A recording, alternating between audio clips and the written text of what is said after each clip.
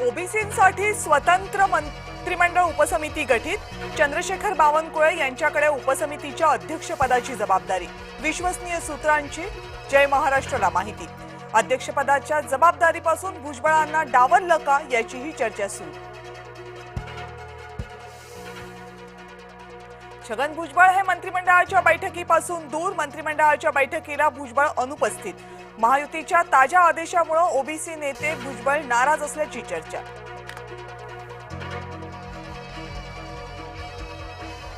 Hyderabad gadget लागू करण्यामुळे ओबीसींमध्ये मतभेद, बबनराव तायवाडे उतरले हैदराबाद गॅझेटच्या समर्थनार्थ, तर हाके आणि तायवाडे यांच्यातले मतभेद उघड। मुंबईमध्ये सार्वजनिक मालमत्तेचं जे नुकसान झालं ते कोण भरून काढणार? मुंबई उच्च न्यायालयाचा खडा सवाल। न्यायालयामध्ये मराठा आंदोलनाच्या निमित्तानं सुनावणी।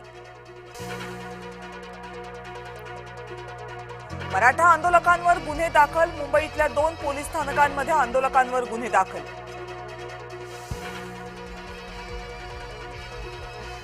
मनोज जरांगे यांच्या विरोधात मराठा समाजातून तीव्र प्रतिक्रिया, मुंबईमधील आंदोलन अपयशी ठरल्याची मराठा नेत्यांची टिप्पणी।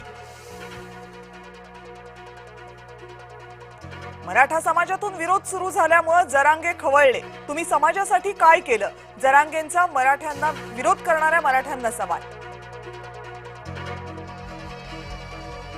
देवेंद्र फडणवीसांनी भलं केलं हीच अनेकांची पोटदुखी, सदाभाऊ खोत यांनी हाणला टोला।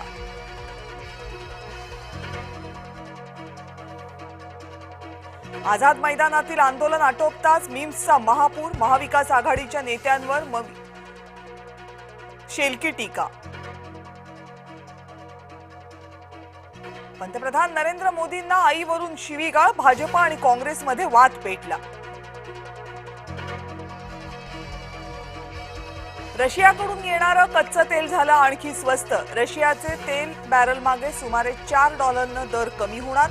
अमेरिकन आयात शुल्काच्या संकटात भारतासाठी नवी संधी।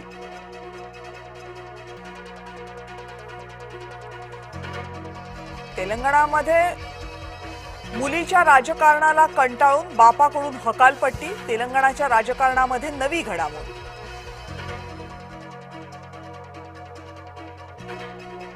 राज्याला 4 दिवस मुसळधार पावसाचा इशारा, कोकणासह मध्य महाराष्ट्र आणि विदर्भात पावसाचा अंदाज।